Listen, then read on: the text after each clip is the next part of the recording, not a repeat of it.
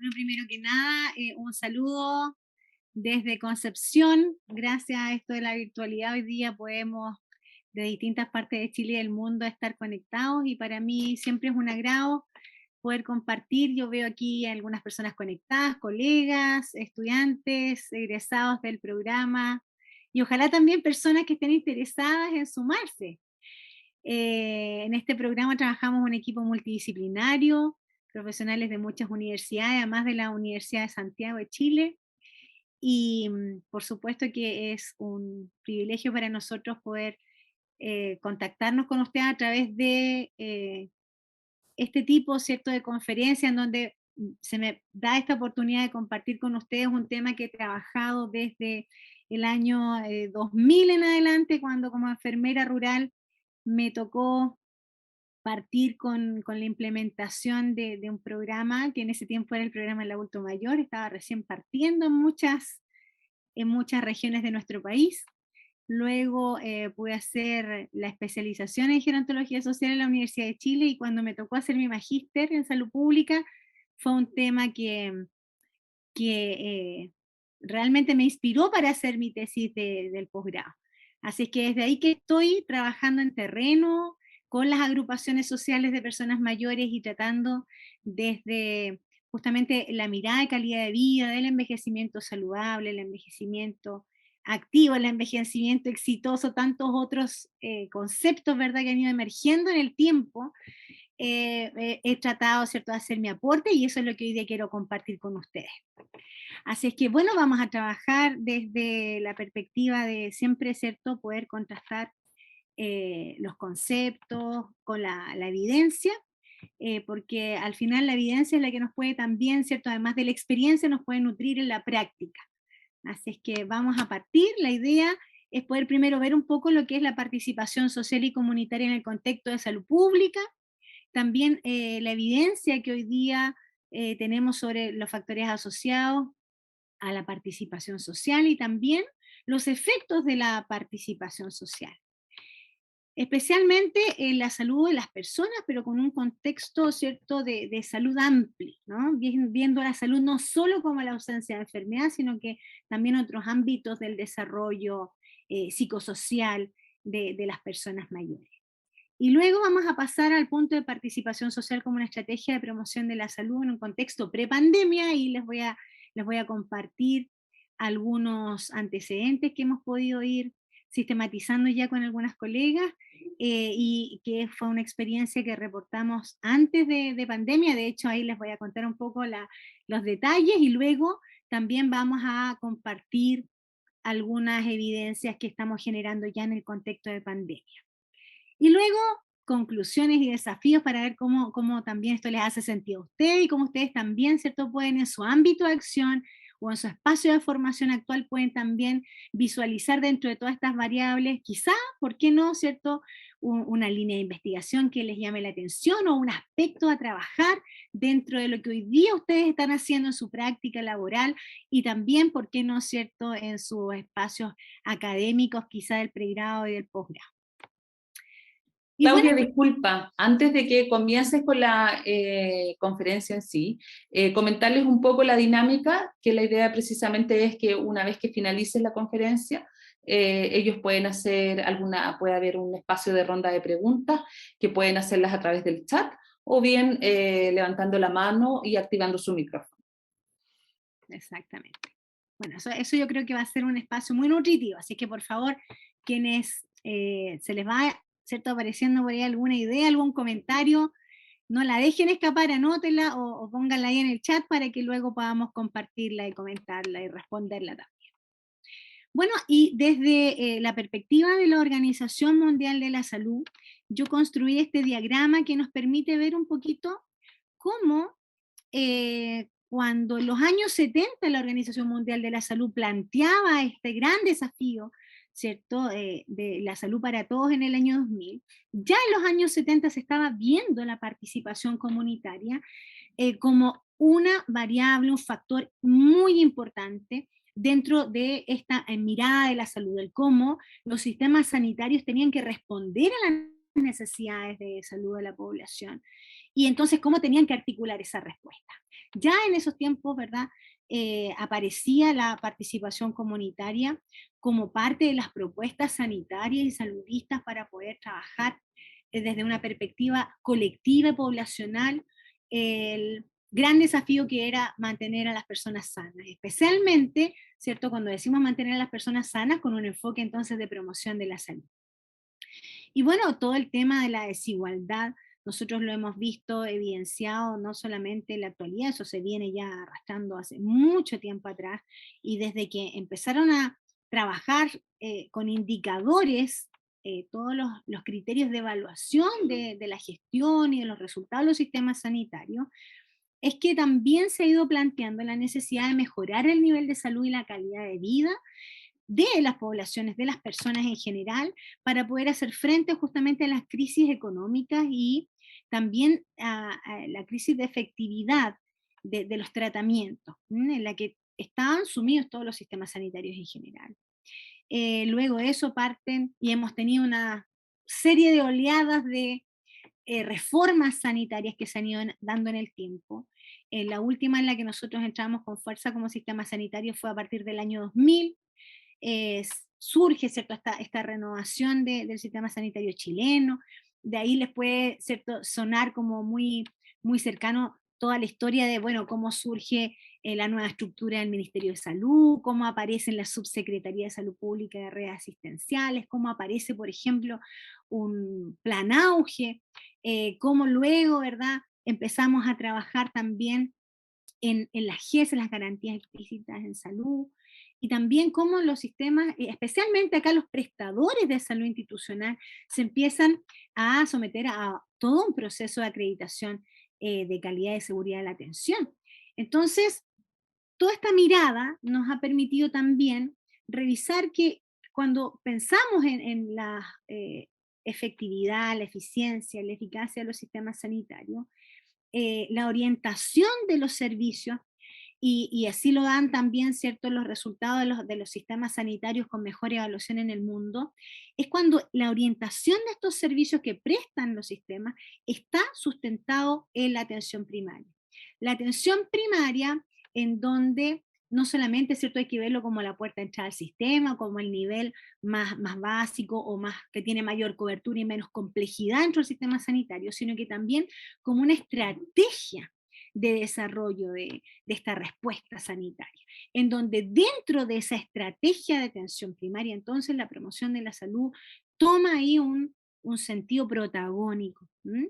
Y por supuesto que junto con esto el desarrollo de la atención primaria como un eje de este sistema, em, tiene, ¿verdad?, el componente de participación comunitaria, de empoderamiento social y también de integración de las comunidades a, ¿cierto?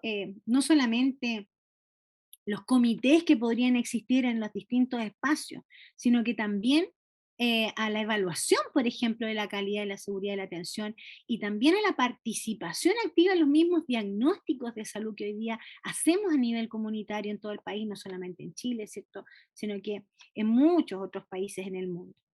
Y bueno, el problema especialmente en la actualidad lo vemos centrado desde la perspectiva de la OMS en todo este incremento que se da del gasto sanitario. ¿M? Y por eso es que todos los sistemas sanitarios que en general se enfocan más en la hospitalización, más que nada, ¿verdad? En poder fomentar los hospitales, aquí estoy hablando fuera del contexto de pandemia, ¿ya?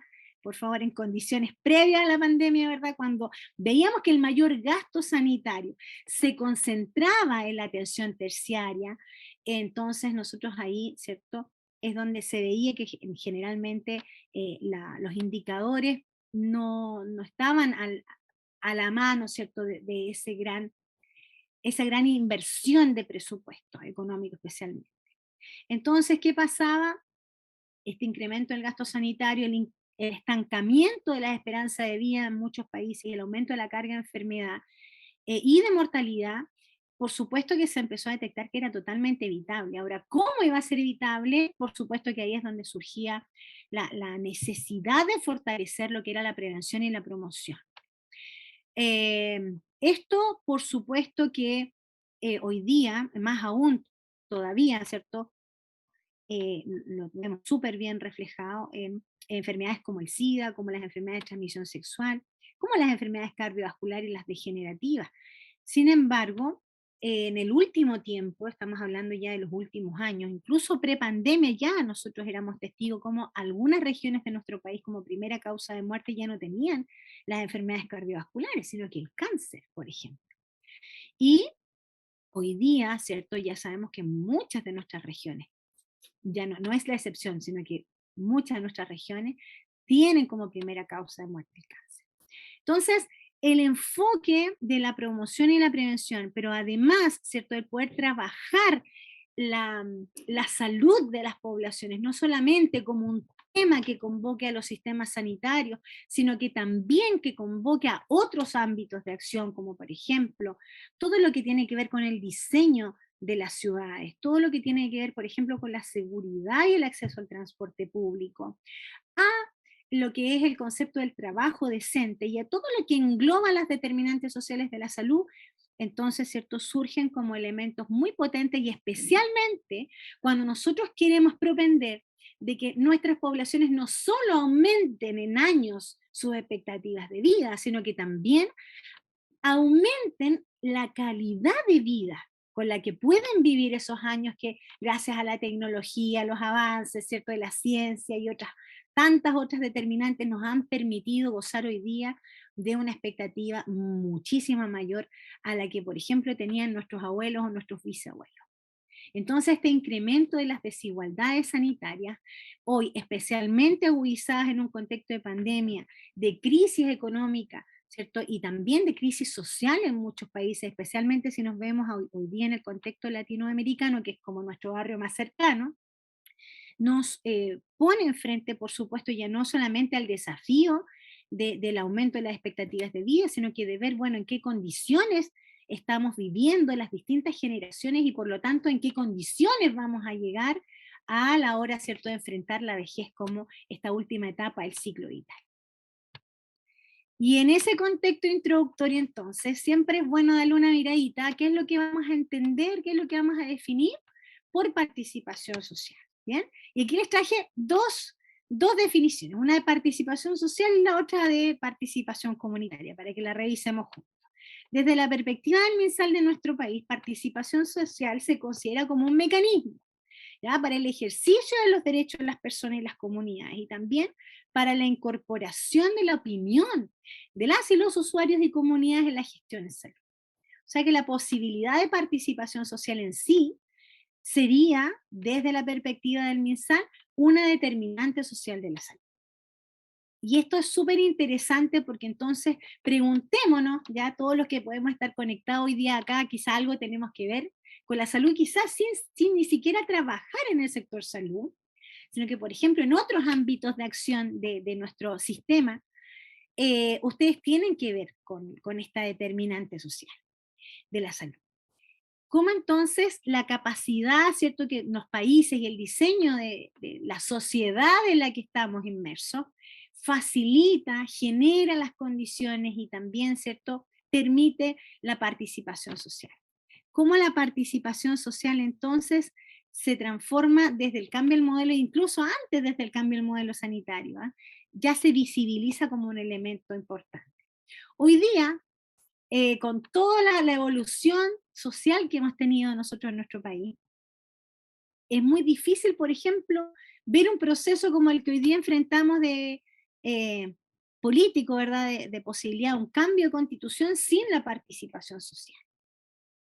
No podríamos haber visto, por ejemplo, un proceso que nosotros vivimos dentro del contexto sanitario, que fue, por ejemplo, la ley Ricarte Soto, ¿cierto?, sin un proceso previo de participación social. De hecho, esa ley no hubiese existido si es que los mismos grupos sociales no hubiesen levantado esa necesidad y no hubiesen, ¿cierto?, manifestado y de alguna otra manera también abogado por que existiera esa ley. Y así sucesivamente podemos tener tantos otros ejemplos a nivel global, nacional y también, ¿por qué no?, en esa comuna en donde ustedes trabajan, en ese barrio en donde ustedes viven, en donde vemos, ¿verdad?, que la participación social se transforma muchas veces, por ejemplo, en parte de la agenda sagrada que, por ejemplo, las personas mayores tienen cuando dicen ellos, bueno, es que yo voy a la iglesia todos los domingos, o yo voy a la reunión de mi club de personas mayores todos los miércoles y los viernes. Y los viernes, los últimos viernes de cada mes, por ejemplo, celebramos los cumpleaños de las personas del grupo, de todas las socias y los socios. Y cómo entonces esa actividad, ese ejercicio justamente del derecho de ellos y de ellas, ¿verdad?, se transforma en parte de sus vidas, parte de su habitualidad, parte de las actividades que los motivan a seguir adelante.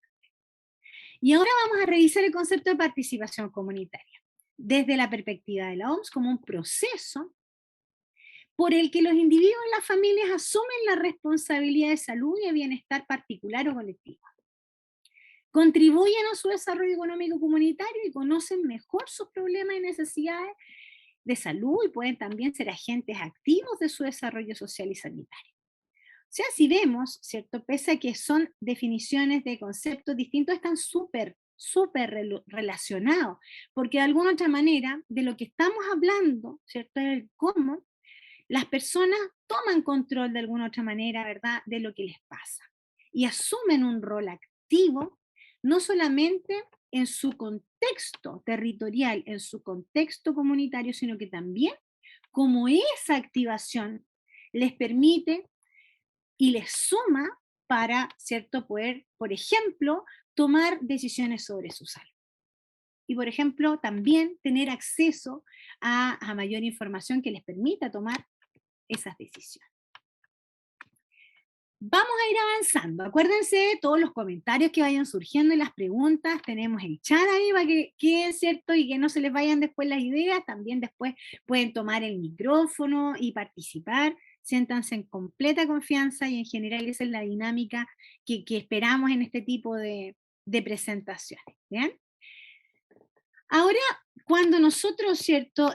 Vemos que existe evidencia al respecto de esto, además de todas las declaraciones, las definiciones conceptuales, ¿verdad?, las normativas, la declaración de los Objetivos de Desarrollo Sustentable, el Plan Nacional de Salud, etcétera, etcétera, nosotros tenemos siempre posibilidad de acceder a evidencia científica, ¿m?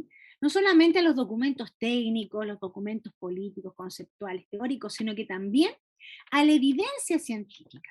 ¿Y qué es lo que vamos a entender por evidencia científica? Todo aquel conocimiento que científicos de distintas áreas van generando sobre distintas temáticas. Conocimientos que nos permiten a nosotros que estamos trabajando en la práctica, por ejemplo, tomar decisiones de nuestra práctica basados en esos conocimientos que estos investigadores han generado.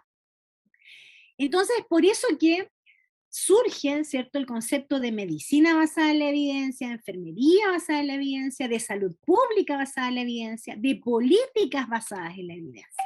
Y todo lo que usted y todas sus disciplinas hoy día, ¿cierto?, pueden basarse en la evidencia. ¿Eso qué significa? Que la práctica de sus disciplinas se sustenta, o sea, esa toma de decisiones del cómo voy a realizar un procedimiento o cómo voy a realizar una acción, la voy a basar en los conocimientos previos y no solo en mi criterio o, ¿cierto?, en mi experiencia previa, sino que esa experiencia, ese criterio, lo sustento en algo que me va a dar una visual, ¿cierto?, mucho más amplia y este sustento que además me va a permitir, por ejemplo, disminuir el rango de error, porque siempre como seres humanos podemos equivocar, ¿ya? Pero al menos basarnos en la evidencia nos da esa ventaja. Y bueno, aquí yo les traje distintas evidencias que nos pueden permitir justamente identificar cuáles son los factores que se asocian a la participación social. Y especialmente les quise traer este resumen de 6 puntos de los obstáculos que han identificado distintos autores que se presentan en las personas mayores a la hora de poder participar socialmente. Y por ejemplo, aquí el estudio de Tsai y Hye, ¿cierto?, del 2011, ¿qué es lo que señala? Que la mala condición fisiológica y la mentalidad o creencias sobre habilidades deficientes, la incapacidad para contribuir, la incapacidad para adaptarse y el miedo al fracaso, percibido por las personas mayores, entonces podría ser un obstáculo para participar socialmente.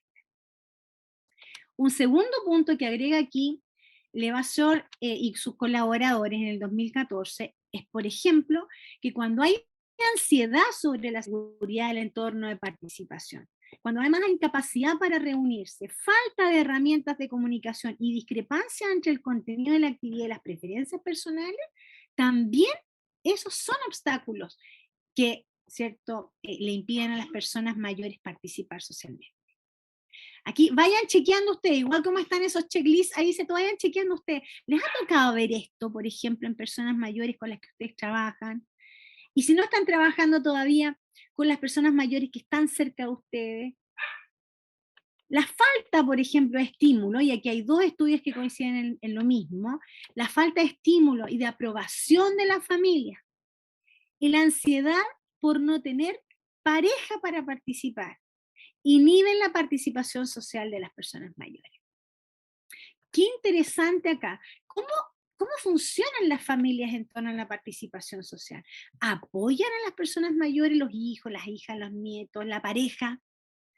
¿Quiénes apoyan entonces? ¿Quiénes son esas fuentes de apoyo? O a lo mejor, ¿quiénes son esos disidentes de que las personas mayores, ¿cierto?, de ese círculo familiar puedan participar socialmente? Por lo tanto, miren qué interesante, y esos dos estudios coinciden en lo mismo, y eso que son realizados por distintos autores en distintos países en distintos años.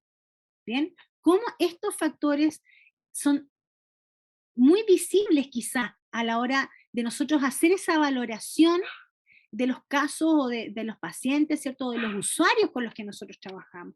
¿Nos hemos preocupado alguna vez dentro de ese trabajo que desarrollamos en el día a día, por ejemplo, de abordar temáticas desde la perspectiva de la familia, del colectivo, del círculo más cercano de la persona? Quizá hemos indagado al respecto de esto y hemos descubierto lo mismo que han descubierto estos investigadores. Y al descubrirlo, quizá lo podemos trabajar también.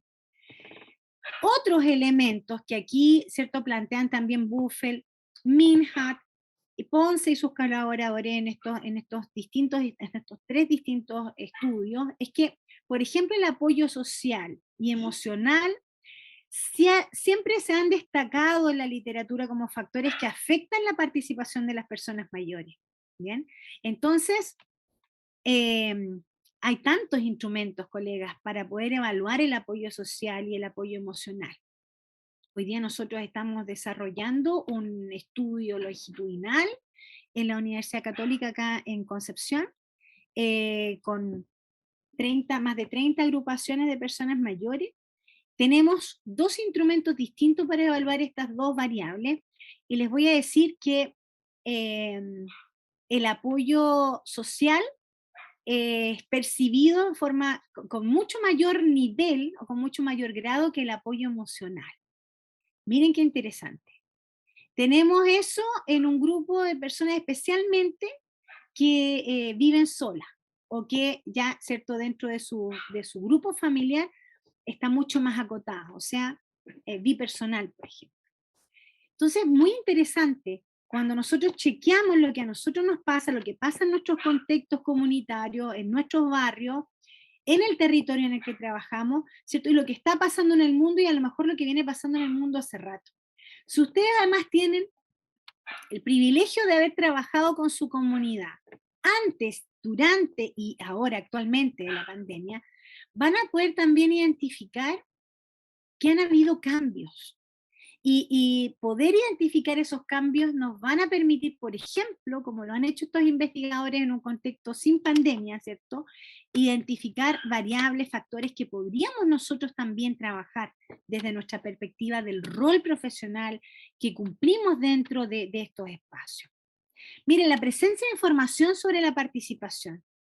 Qué interesante, por ejemplo, tener dentro de toda esta información que nosotros le entregamos en las indicaciones a los usuarios, o de todas estas intervenciones educativas que hacemos en la comunidad, qué interesante es hacer, por ejemplo, una que se aboque a darle información a las personas que no participan, o incluso a las personas que participan, porque hay muchas personas que participan en más de una organización comunitaria. Y a mí me han dicho, mire, yo vengo a este grupo porque aquí me gustan las manualidades que se hacen, pero también voy al otro grupo porque allá paseamos, viajamos, hacemos paseos, ¿cierto? Y incluso me han dicho algunas personas, y esto les digo yo toda la semana, ahora vengo llegando de terreno, vengo a estar con mis tesistas ahí en una comunidad que se llama la población Teniente Merino 2 acá en Concepción, y hay una persona que me dijo, yo vengo acá, pero no me gusta hacer nada, yo vengo a conversar con mis colegas, me dice, ¿no? Y quiero ver a la profesora y poder plantearle mis preguntas a la profesora, porque aquí no me dan ganas de tejer, pero en la casa a veces me dan ganas de tejer. O sea, es hoy día tan diverso, ¿no? Los intereses que podemos descubrir en las personas que están en la comunidad, que ya estos formatos, ¿no? de participación comunitaria, en donde desde el nivel central, quizá municipal, cierto departamento de salud, articulábamos cursos, talleres, todo formateado de la misma manera para todos los grupos. La verdad es que hoy día casi no calzan. Yo conversaba con la tutora hoy día, con la monitora, que es la señora Ruth, y le decía, señora Ruth, ¿y cómo, qué están haciendo? Cuénteme. Y me decía, mire, tengo personas que les encanta, no sé, pues hacer tejido, ¿verdad? Tengo acá los dos señores que les encanta pintar, ellos vienen a pintar. Y tengo señoras que no les gusta hacer nada, les gusta venir a conversar. Y la verdad es que yo me tengo que adaptar a eso. Cuando partimos esto hace 10 años atrás, y hace 10 años es monitora, nosotros veníamos con una predisposición, ¿no? Un programa que teníamos que cumplir, ¿verdad? Con tareas y todo. Y hoy día hemos tenido que flexibilizar porque hoy día las personas buscan distintas cosas al venir acá a la agrupación. Entonces, eso de verdad también habla del empoderamiento de las personas mayores, ¿cierto? Y del justamente buscar en la participación social satisfacer necesidades que pueden ser diversas. Y eso es muy interesante. Bien, por lo tanto, si ellos tienen información adecuada y toda esta información que podría justamente abrirles a este espacio comunitario, que a lo mejor no tienen ni idea qué pasa en la sede que está a 3 cuadras de su casa. Y lo único que ellos ven es que pasa gente, ¿cierto? Que entra, que sale, pero cuando ya saben lo que pasa ahí, lo que ellos y ellas pueden ir a hacer a estas organizaciones o cómo pueden participar de estas actividades, podría ser un elemento atractivo para ellos. Entonces, preocupémonos de manejar información y poder compartir con ellos, porque de esa manera vamos a estar, por ejemplo, con elementos súper sencillos, sin necesidad de tanto presupuesto, vamos a poder derribar una de estas barreras. Ahora, los obstáculos para tener información se relacionan principalmente, según estos dos estudios, con publicidad insuficiente o información insuficiente.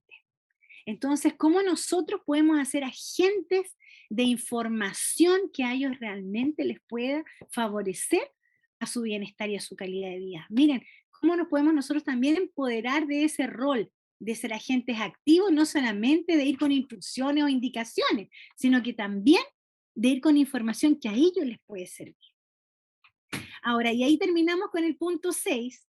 La depresión ha sido destacada como un factor que afecta en la participación social en las personas mayores. Y esto aquí les traje solamente esos dos estudios, porque la verdad es que hay muchos estudios sobre esto. No quise sobrecargar la diapositiva, pero hoy día, en tiempos de pandemia, tenemos, y nosotros dentro del contexto del diplomado, muchos de nuestros equipos de egresados han hecho sus proyectos en temas que tienen que ver con depresión, con soledad, participación comunitaria, alfabetización en salud, y la evidencia que ellos han podido recabar para poder sustentar sus proyectos ha sido en este sentido, la verdad, abrumadora. O sea, si nosotros detectamos como equipo multidisciplinario con profesionales especializados, ¿verdad?, en salud mental, si todos participamos en la detección activa y en la derivación oportuna, la verdad es que vamos a poder no solamente prevenir, sino que también atender a tiempo la depresión. La depresión es un factor que es uno de los que hoy día tiene más evidencia de que es un obstáculo no solo para la participación social. ¿Bien? que también es un factor que, por ejemplo, disminuye las expectativas de vida de las personas cuando especialmente llegan al envejecimiento. Entonces, aquí, al visibilizar este obstáculo, vuelve, ¿cierto?, a surgir la importancia de que nosotros tenemos que tener en la generalidad, no solamente en salud, sino que también en todos los servicios sociales que prestamos en el contexto municipal, en el contexto eh, de desarrollo comunitario en general. Nosotros tenemos que trabajar en equipo y la articulación de nuestro sistema local, comunitario, tiene que ser no solamente con una mirada colectiva, sino que en donde todos los integrantes del equipo tengan las herramientas básicas para detectar y para poder derivar a tiempo. Entonces, acá esto es una misión de todos y de todas. Por lo tanto, ¿cierto? Formarse en salud mental, si ustedes se fijan, cuando queremos abordar un envejecimiento exitoso, un envejecimiento saludable, es un elemento que nos va a aportar transversalmente e interdisciplinariamente, realmente va a ser, especialmente luego de la pandemia, va a ser algo que vamos a utilizar. Bien, ahora, ¿qué efectos se reportan en las personas mayores? Los efectos de la participación social. Y aquí les traje 6 puntos más, incluida la promoción de una mejor función física, y ustedes saben que si nosotros fomentamos una buena función física, estamos también, ¿cierto?, aportando la autovalencia y a poder mantener, ¿verdad?, funcionalidad física. Y eso, por supuesto, cuando hablamos de autovalencia, también hablamos de autonomía. Es un elemento importante. O sea, yo les digo que la organización a la que hoy día fui a visitar, hoy día había llovido en Concepción, fuerte en la mañana, pensábamos que nadie iba a llegar. Llegaron de 30 personas, llegaron cerca de 10 personas. De las 10 personas, 7 con bastón. Yo les preguntaba por qué venían con el bastón. Y muchos de ellos, porque ya han sufrido caídas, sin embargo, con el bastón, tomaron mayor confianza y ellos no olvidan su bastón porque saben que con el bastón van a llegar seguros, ¿cierto? Van a poder caminar las 2 o 3 cuadras hacia su sede. Hoy día ustedes saben que una caída tiene grandes riesgos y mantener la función física es un elemento importante. Diversos estudios señalan, por ejemplo, cuánto aumenta el riesgo de mortalidad durante el año luego de que una persona, por ejemplo, se fractura la cadera. Entonces, la función física es un tema importante y además se ha asociado justamente la participación social a mantener una mejor función física. También porque hay actividades dentro de la participación social que fomentan la actividad física. ¿Ya? Y no estamos hablando de actividad física de alto impacto ni de alto rendimiento, sino que, por ejemplo, tai chi, yoga, baile entretenido. Les voy a contar, yo hace una semana atrás fui a una de las organizaciones donde tenía que ir justamente a contactarme para poder seguir con el estudio. Cuando nosotros fuimos a la encuesta, habrán ido 10 personas. Nosotros pues fuimos otro día, estaban con el baile entretenido y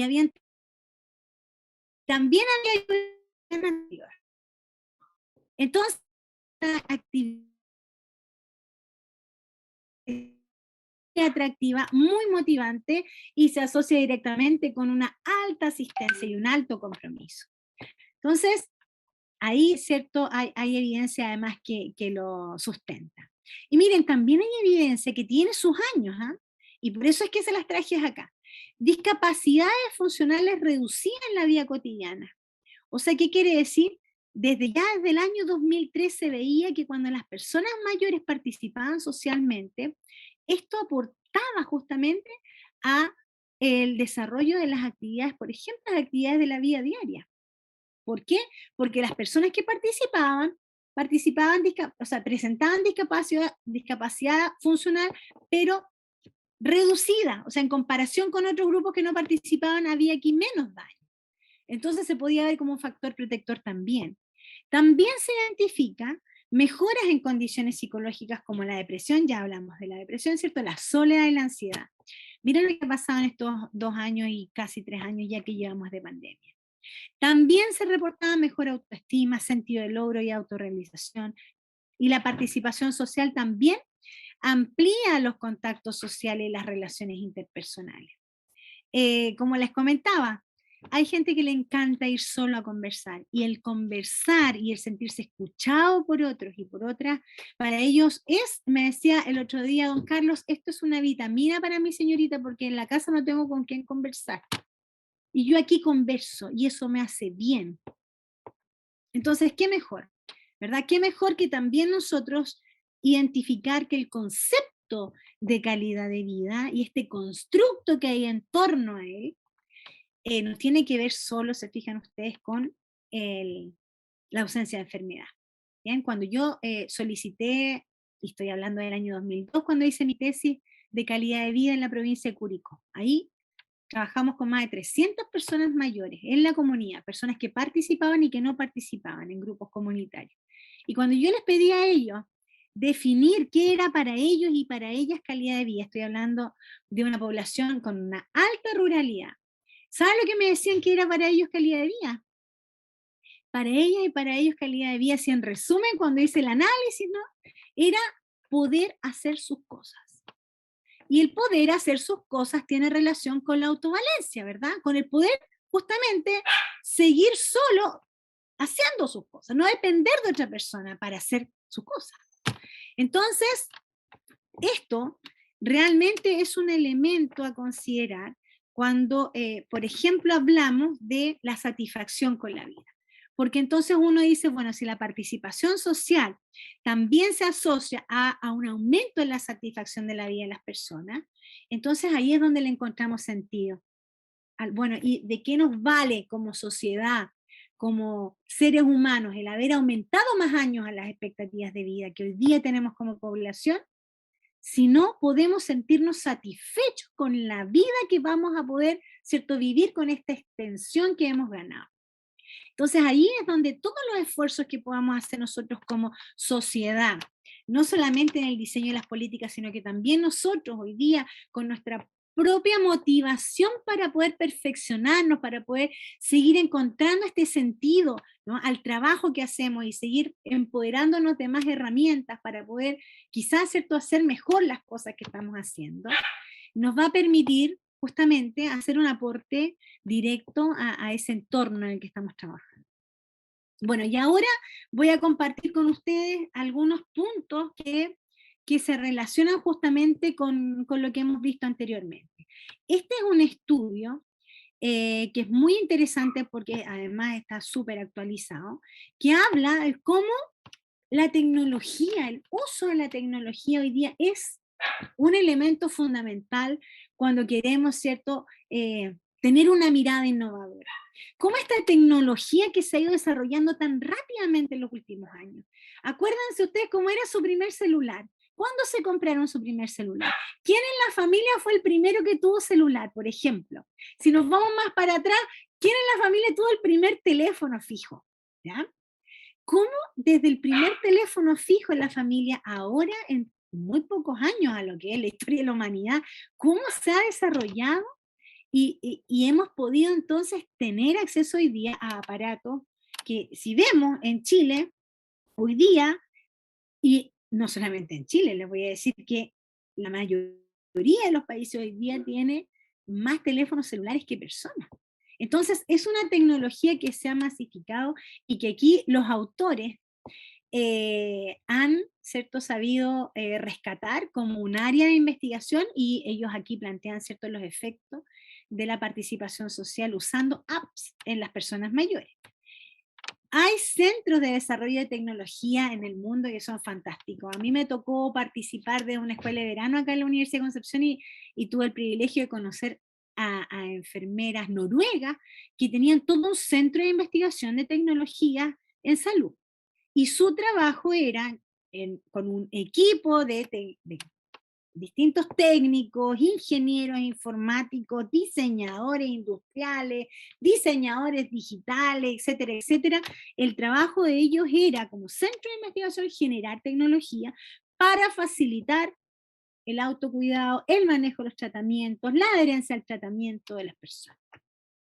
Bueno, ¿qué es lo que señalaron ellos acá en su estudio? Este estudio desarrolló una aplicación de software móvil que es el celular, ¿cierto?, de participación social para personas mayores, y le llamaron SSPA, para estimular la participación social entre las personas mayores con el objetivo de mejorar sus intenciones y comportamientos de participación social. ¿Qué es lo que encontraron? Dice la única variable que presentó diferencia significativa entre los dos grupos, porque había un grupo que tenía cierto acceso a la app y el otro grupo no, porque esto fue un ensayo clínico con dos grupos, uno intervenido y otro sin intervenir. Esta fue la variable de intención de participación social. O sea que la persona tenía intención de participar.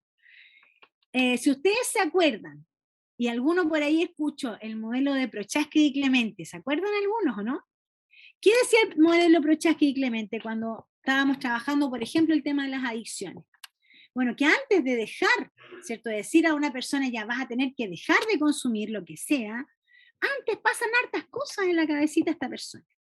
Y lo primero, por ejemplo, es darse cuenta que hay un problema. Pero pasan hartas cosas antes de darse cuenta que hay un problema. Y luego, querer resolver ese problema o querer cambiar la conducta. Pese a eso, ¿cierto? La persona puede querer cambiar la conducta, puede querer tener la intención de cambiar la conducta. Sin embargo, hay una importancia muy relevante en lo que pasa en su entorno para que pueda cambiar esa conducta, y no solo para que la cambie, sino que para que mantenga ese cambio. Bien, aquí está más o menos lo mismo debajo, ¿no?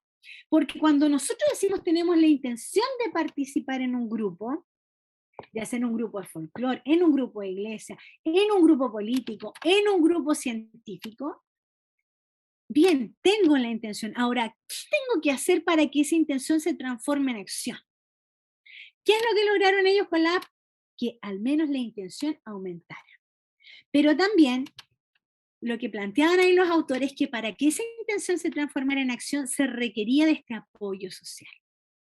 Entonces, ese entorno era el que también teníamos que tener la capacidad de visualizar y de integrar en todas las intervenciones que propiciaran algún cambio de conducta. Y en este caso, lo que presentaba justamente esta aplicación era todo el estímulo para que la persona pudiera participar socialmente.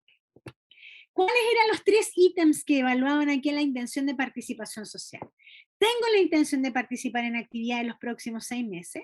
Tengo la intención de participar en actividades que es la misma, ¿cierto? Y estoy decidido a participar regularmente en actividades los próximos 6 meses. Bien, por lo tanto, y la reflexión que hacían acá estos autores es que, bueno, esa decisión necesita de un empujoncito, y justamente ese es el apoyo social. Ese es el acceso a la información, en saber bien, yo quiero participar, pero ¿dónde? ¿Cuándo? ¿Cuándo se reúnen? ¿Qué es lo que hay que hacer para inscribirse? ¿Con quién voy? Y de esa manera poder derrotar todos los obstáculos que vimos en algunas diapositivas anteriormente. Bueno, y aquí voy a compartir con ustedes un estudio que está ahí, está a puertas de salir a publicación, que estamos trabajando con las enfermeras ya. Cuando empezamos a trabajar esto eran futuras enfermeras, que ahí está Javiera Fuentes, Paula Mondaca, también la profesora Ángela Luna de la Universidad de Santiago, también parte del equipo de este diplomado, el profesor Aldo Vera de la Universidad de Atacama, y quien les habla. ¿Y qué es lo que nosotros estamos viendo ahí? Y esto fue en contexto prepandemia. La última entrevista semiestructurada que yo hice de este estudio fue, ¿se acuerdan ustedes en marzo? Por ahí por el 13, 14 de marzo nos fuimos casi todos para la casa encerrados. Bueno, yo hice la última entrevista de esta investigación la primera semana de marzo. Entonces, ¿qué pasaba en ese momento? ¿No? Eso es lo que vamos a ver, lo que voy a compartir con ustedes. ¿Cómo veíamos la pertenencia social, el bienestar y la calidad de vida en personas adultas mayores con participación social? ¿Y qué es lo que encontramos? Este es un estudio cualitativo, y en este diagrama les puedo mostrar un poquitito el resumen de lo que encontramos ahí. Que bueno, que la participación social se inicia cuando hay una motivación.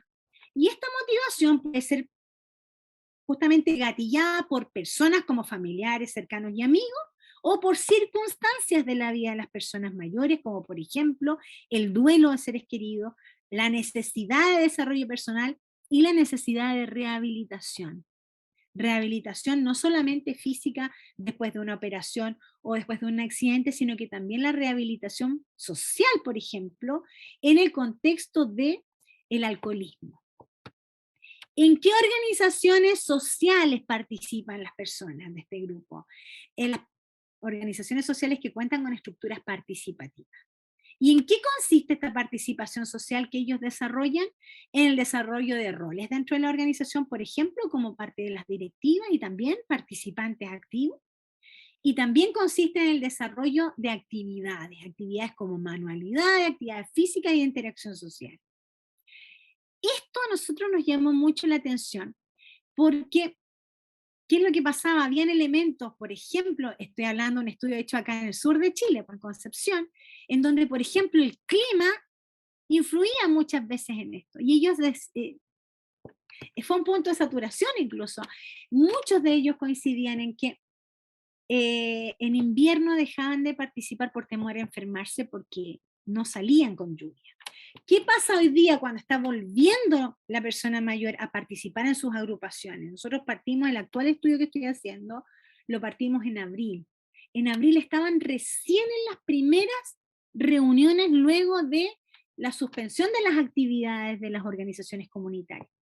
Y les voy a decir que ya de 30 llevamos contactado a más de 20 organizaciones comunitarias. Yo les diría que el 90% de estas organizaciones han definido que el día que llueve no se asiste a la actividad comunitaria. Entonces hay un tema también ahí que es interesante de revisar.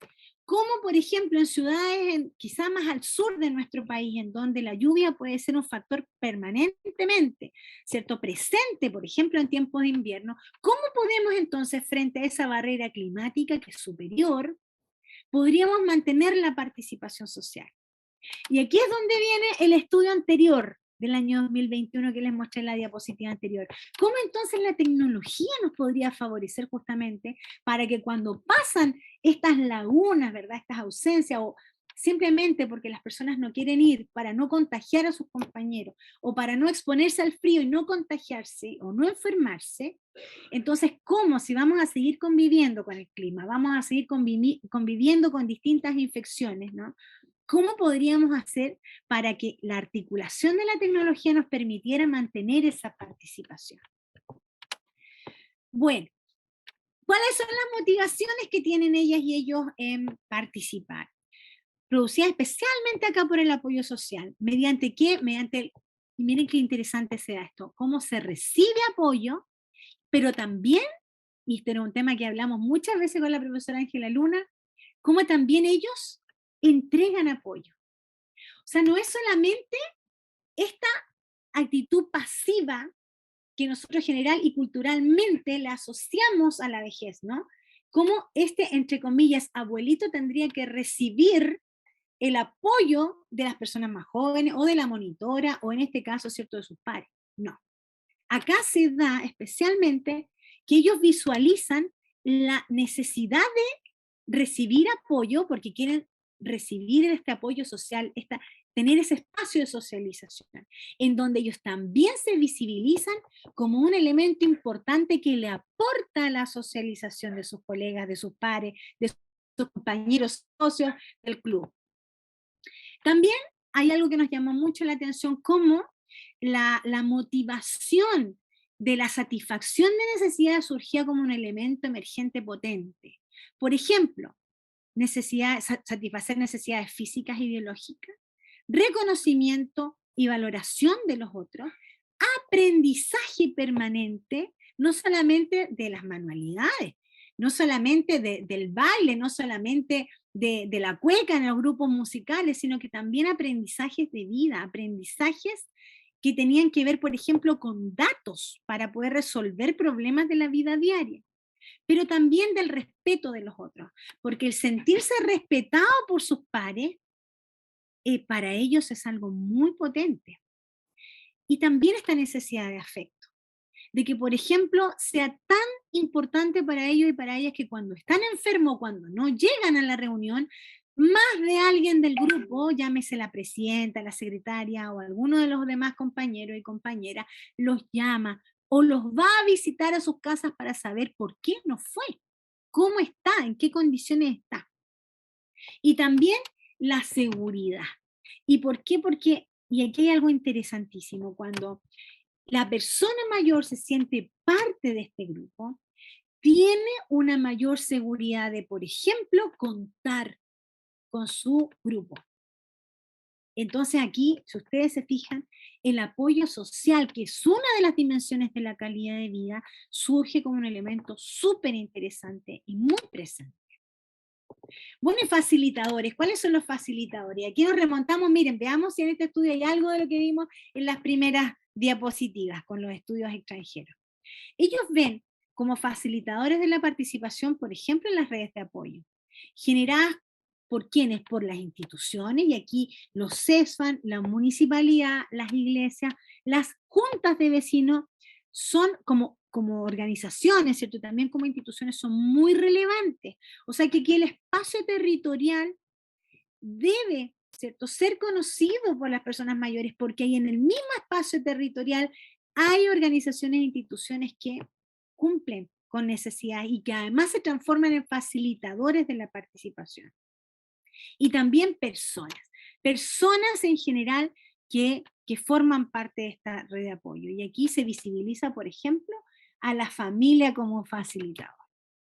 Ahora, también como facilitador ellos identifican sus características personales, como por ejemplo la solidaridad, la automotivación, la capacidad de socialización y también esta actitud positiva ante la vida. Y las condiciones climáticas favorables que ya les decía, ¿cierto?, les anticipaba. Y aquí hay algunos obstaculizadores, como la situación de salud, los prejuicios de las personas que los rodean, las características personales, los factores externos, las condiciones climáticas favorables y la dificultad de acceso a la actividad. Esto, ¿se dan cuenta que es súper coincidente con lo que planteaban los estudios anteriores? ¿Cómo autoperciben ellos la participación social? La autoperciben como factor protector de su autovalencia y autonomía, la incluyen y la reconocen eh, especialmente como una forma de reconocimiento, una forma de valoración, de un espacio de valoración de los otros. Y además porque ellos se autoperciben realizando aportes a su grupo, o sea, son agentes activos de la participación. Y bueno, para ir terminando ya este estudio, hay efectos que perciben ellos, efectos de la participación, como por ejemplo que aumenta su red de apoyo y esto genera más apoyo social, de tipo cognitivo, espiritual, económico, psicológico, social, físico. También se sienten mejor, o sea, hay una percepción de bienestar positivo, muy, muy interesante también, que se diferencia porque ellos hacen el antes y el después. Y ellos perciben esta variable como un elemento que claramente, después de participar, después de comenzar su participación activa, ha aumentado considerablemente. ¿Y cómo lo ven expresado esto? Porque se sienten autónomos, satisfechos con su vida, con su estado de salud y también con el nivel de felicidad que puedan tener.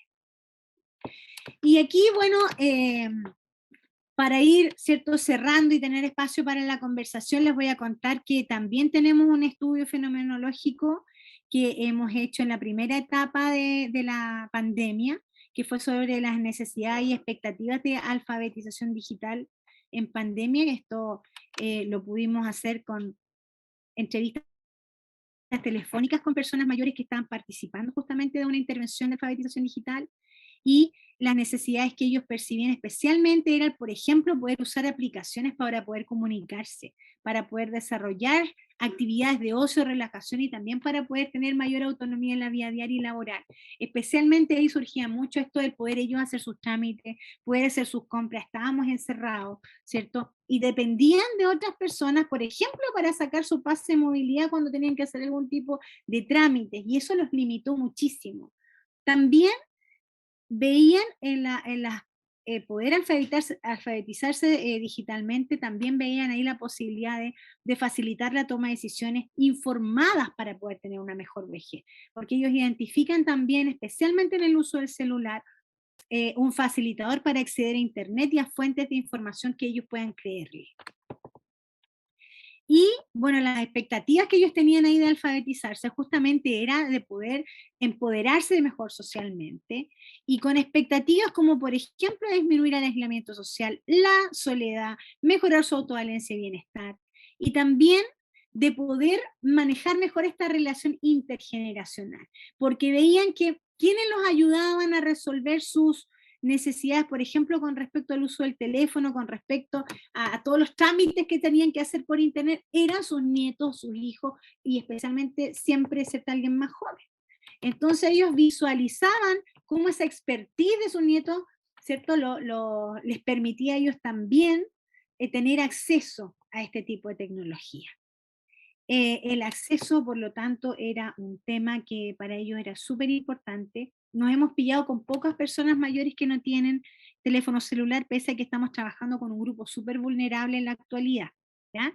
Hemos resuelto esa necesidad porque hemos hecho campañas solidarias y hemos ido reciclando teléfonos, que para ellos es fantástico, porque un teléfono reciclado, un Lolo, un joven, ¿cierto? Tiene todas las funcionalidades que necesita una persona mayor. La persona mayor no necesita gran capacidad para sacar fotos o para bajar juegos en línea. Ellos tienen necesidades que son mucho más acotadas y que por lo tanto se pueden resolver con un elemento con menor tecnología, menor valor. Y la idea también que nos presentaban ahí es que gracias al uso de las tecnologías, especialmente del celular y la internet, podían seguir participando, podían seguir asistiendo a su misa, podían seguir asistiendo a los talleres de la municipalidad, podían seguir atendiendo a la enfermera, al asistente social que les querían hacer cierto su control o su entrevista, incluso pudieron asistir al médico en ese tiempo. Y con esto ya vamos a ir cerrando con algunos testimonios. ¿Ya? Testimonios, aquí les traje ahí, está la codificación, esa es una mujer de 76 años, que nos decía, bueno, con esto del COVID no teníamos posibilidad de juntarnos, y así nos quedamos. Por todo este tiempo, yo sentía que me hacía falta venir a ver a mis compañeros, pasé muy sola el encierro. ¿Qué decía una mujer de 72 años? La profesora de la MUNI nos enseñó a conectarnos por Zoom y así hacíamos gimnasia. Gracias a mi hija me podía conectar para que yo, porque yo no entiendo nada de esas cosas. Me servía mucho ver a mis compañeras, estaban en la pantalla, porque a varias socias no las vimos más porque partieron con este problema de la pandemia. Mi grupo se disolvió, decía esta mujer de 68 años, porque con la pandemia no nos juntamos más y varios fallecieron. Ahora todas tienen miedo de salir. Entonces, la participación social en contexto de pandemia, colegas, ha tenido un, yo diría, ¿cierto? Un cambio, ¿ya? Hoy día, que ya pasamos el peor momento, esperemos, ¿cierto? Y que están volviendo los grupos a reunirse, ¿con qué nos encontramos? Con que, por ejemplo, hay grupos que ya no existen. Y esto es algo, una entrevista que yo hice en marzo, cuando empecé a contactar a los grupos con los que hoy día estamos trabajando. Por lo tanto, de 33 grupos que teníamos en nuestra lista, solo pudimos trabajar con 30 porque otros 3 desaparecieron. Hoy día hay también un sentimiento de pérdida, porque todos los socios y socios que fallecieron con la pandemia, les puedo decir que de los 30 grupos con los que estamos trabajando, ninguno no tuvo al menos un fallecimiento. Y en no más de uno, o sea, no menos, yo diría unos 3, murieron varios. Eso les, de alguna otra manera, ¿cierto?, les ha generado un duelo que no pudieron compartir y que ahora cuando se vuelven a reunir físicamente sienten que en la silla en donde se sentaba, por ejemplo, la señora Rosita, ya no está la señora Rosita. Y hoy día ahí tenemos una necesidad de salud mental que hasta el momento nadie ha abordado. Y quizá nosotros que estamos ahí en el territorio, que estamos en ese espacio mucho más cercano, nos tendría que llamar la atención, nos tendría que, ¿cierto?, realmente convocar a poder empezar a revisar y empezar dentro de las posibilidades, porque estamos todos tan saturados y hoy día además, ¿cierto?, totalmente sobrepasados con las necesidades que tenemos. Sin embargo, es una necesidad que hoy día está ahí, visible y que en algún momento la vamos a tener que abordar. Bueno, con esto yo quiero cerrar la presentación, quiero agradecerle su atención. Para mí como profesional es realmente un privilegio poder trabajar en los territorios con las agrupaciones, poder, ¿cierto?, formar futuras y futuros investigadores, futuras y futuros profesionales de la salud, que es mi ámbito, ahí conectados con la realidad, es un elemento que hemos podido retomar recién en marzo, y hoy día nos presenta realmente un desafío. La participación social que yo conocí hace 20 años atrás cuando hice mi tesis del magíster es una dinámica que tiene sus matices y que hoy día vale la pena no solamente empaparnos de ella, sino que también aprender de ella y aprender de todo el testimonio y de todas las experiencias, las trayectorias de participación de estas personas mayores, porque la verdad es que nos permiten no solamente consolidar herramientas que ya traíamos, sino que también remirar y darnos cuenta que esta pandemia nos está dejando desafíos y por eso es tan importante, no solamente que podamos asistir a este tipo de seminarios, sino que también empecemos a visualizar nuestras propias necesidades como personas y profesionales, de poder seguir avanzando en el desarrollo de nuestra expertise y entonces tener muchas más herramientas para poder enfrentar estos grandes desafíos.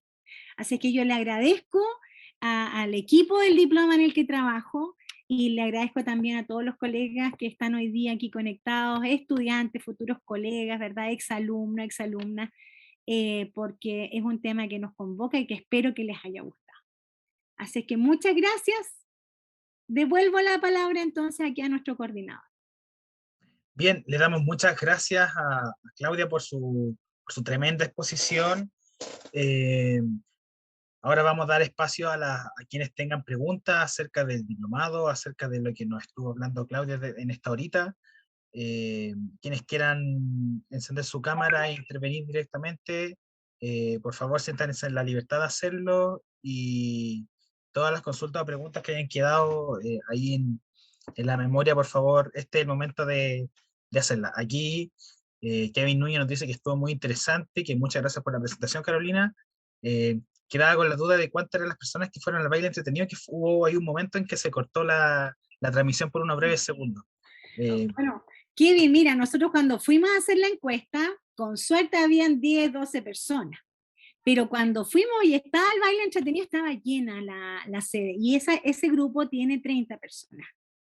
Estaba lleno. Hasta una señora con su nieta estaba haciendo baile entretenido. Entonces, nos dimos cuenta que nosotros no convocábamos tantas expectativas como lo convocaba el profesor de Zumba. No creo que haya sido Zumba la que estaban haciendo, era actividad física para las personas mayores, pero claramente había una cantidad muchísimo mayor a la que nosotros habíamos convocado. Así es que eso es súper positivo. Yo creo que ahora me voy a tener que asociar con el profesor de baile entretenido para cuando queramos hacer alguna otra actividad. ¿Ven? Eso permite también identificar buenos socios en el camino. Les recordamos que esta charla está siendo grabada. Al principio de la presentación les pedimos su correo electrónico. Esto es porque vamos a editar el video, lo vamos a subir a la página web de la Facultad de Ciencias Médicas de la USACH para que si quieren compartirlo con algún colega o quieren reenviárselo a alguien más o quieren volver a ver la presentación, van a poder tener disponible el material. También es para que si ustedes quieren recibir información acerca del diplomado que empieza su clase el 1 de agosto o quieren recibir otro tipo de información, también nosotros poder hacerlo llegar. ¿Hay alguna pregunta, consulta, duda, reacción Mira, yo acerca de... estaba viendo acá un comentario de Antonia Moreno, que decía que ella es estudiante de periodismo en la USACH y quería saber si puede grabar la charla y que está haciendo un reportaje sobre la precarización laboral en los adultos mayores. Bueno, Antonia, te cuento que cuando yo trabajé en la USACH, estuve ahí 5 años, tuvimos varias tesis de personas mayores y ahí la profesora Ángela Luna también tiene muchas más en el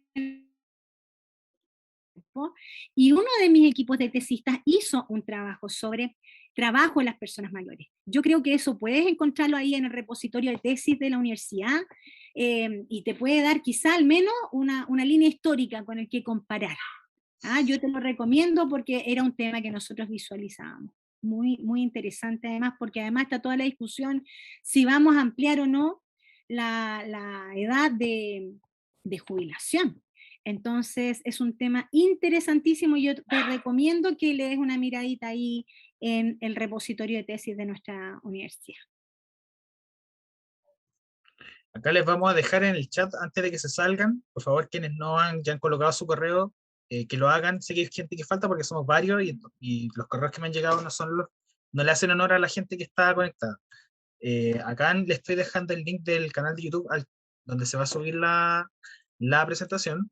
Y también les quería mostrar, con el permiso, profesora, también les quería compartir el link del enlace, perdón, de la página del diplomado, donde aquí van a poder encontrar toda la información de este programa, de los módulos, el valor, cuáles son los profesores, por ejemplo, que van a participar, y todo al respecto. Pueden descargar también un brochure que contiene la información del programa, así que les invito a revisar también esta información. Sí. Mira, estoy viendo además aquí el comentario de Claudia Bejar, que dice, bueno, muchas gracias, sobre todo descubrir la relevancia de la calidad ambiental local o social, la organización social. Mira, es tan interesante, Claudia, porque cuando a mí me toca esperar, ¿cierto?, que terminen ciertos puntos de trabajo que están desarrollando con sus monitores que pone la municipalidad para desarrollar algunos talleres laborales, me ha tocado ver, por ejemplo, sus diarios murales. Y en los diarios murales, ellos presentan con muchísimo orgullo cómo, por ejemplo, han recuperado una plaza, cómo, por ejemplo, han trabajado en la implementación, ellos han participado activamente en la implementación de las máquinas estas para hacer ejercicio, cómo han reciclado. En una de las organizaciones con las que trabajamos, ellos tienen a media por esto de la pandemia, pero estaban haciendo una ampliación, estaban haciendo un quincho solo con botellas, estos ladrillos ecológicos, y lo muestran de verdad. Para ellos es su sede, es su proyecto, ellos ganaron su proyecto, ¿ah? Y ellos fueron a presentar su proyecto a distintos lugares, y eso genera no solamente una identidad comunitaria con su espacio, con su sede, sino que también esas ganas de ir porque ellos van a su sede. Y esa sede tiene parte de su historia y ellos han aportado a que esa sede esté ahí. En una ocasión, porque de todas las organizaciones hay solo 2 que tienen estufa Bosca, que es distinto a llevar un calefactor eléctrico, ¿cierto?, que pueden llevarla a una casa. No, esas estufas Bosca están ahí. Y yo pregunté, porque estaba súper calentita el otro día una de las sedes. Eso fue la Teniente Merino Ampliación.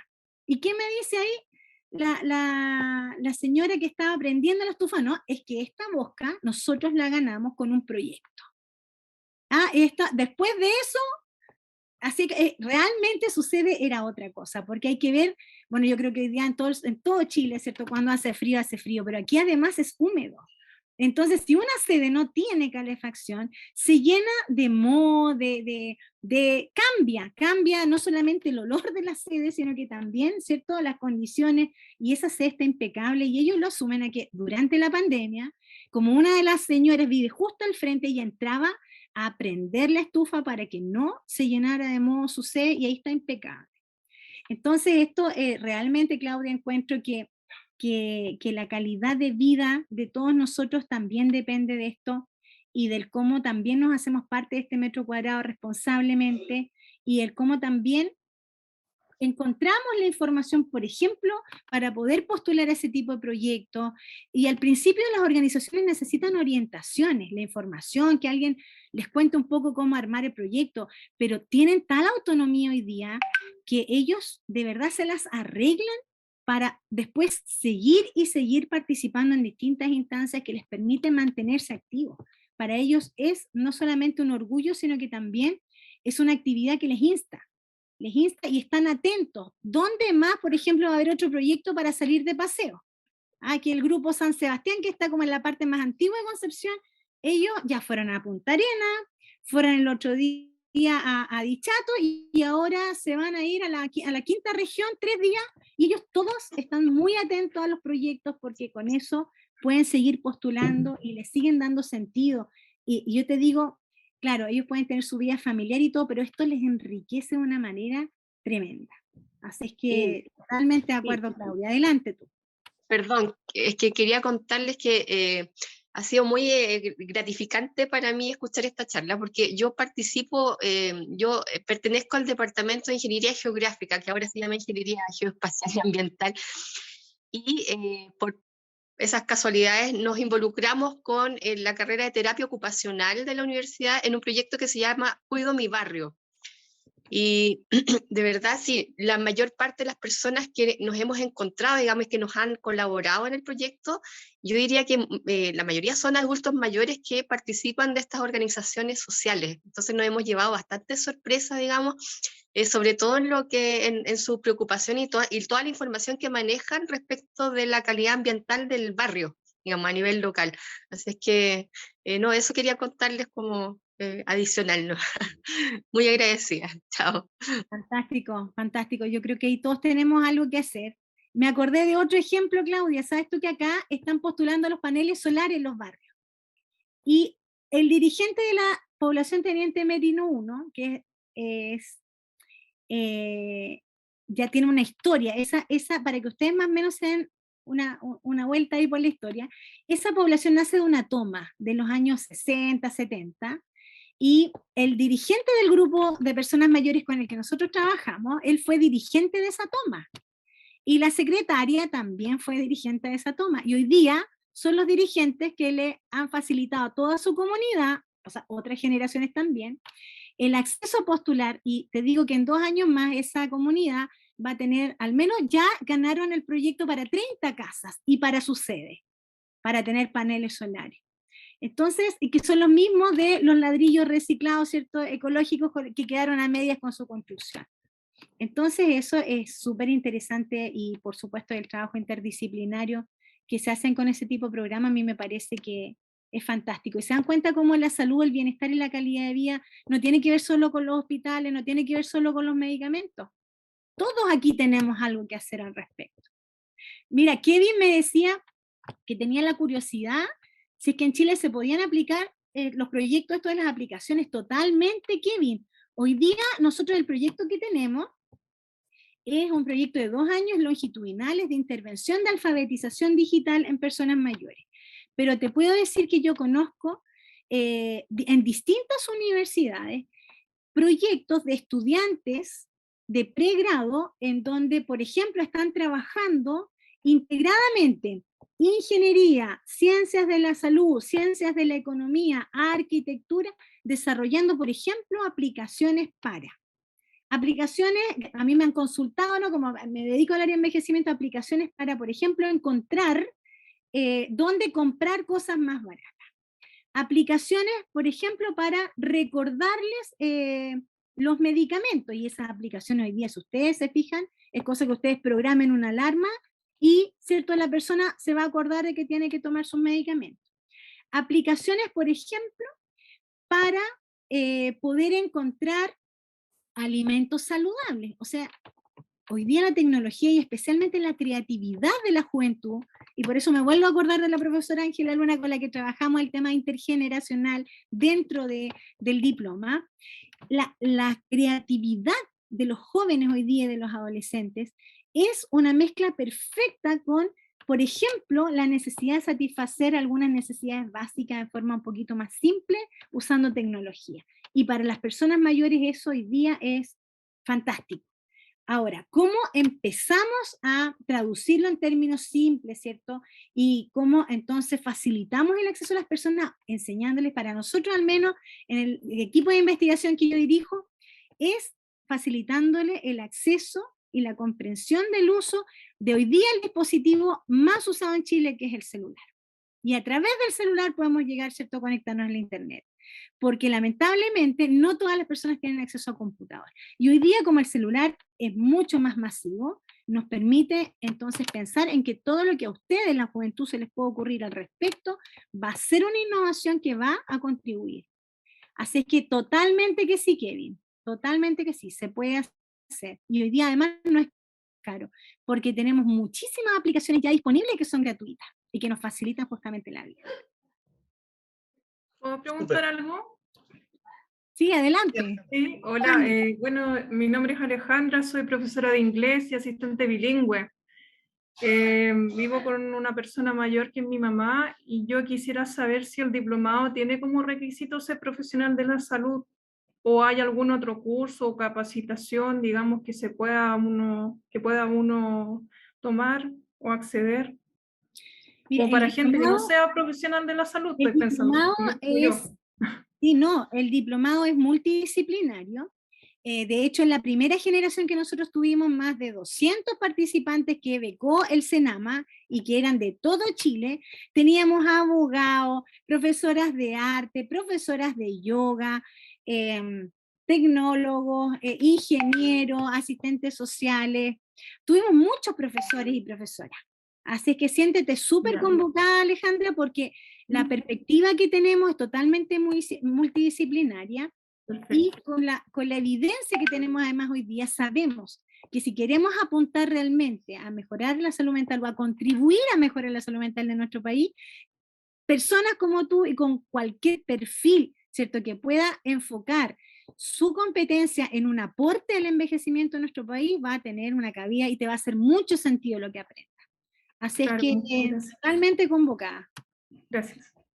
Recordarles que, o contarles más que nada que este diplomado surgió desde en el año 2020, fruto de un trabajo que se hizo con el Servicio Nacional del Adulto Mayor, donde fue la primera versión del diplomado, participaron cerca de 400 personas.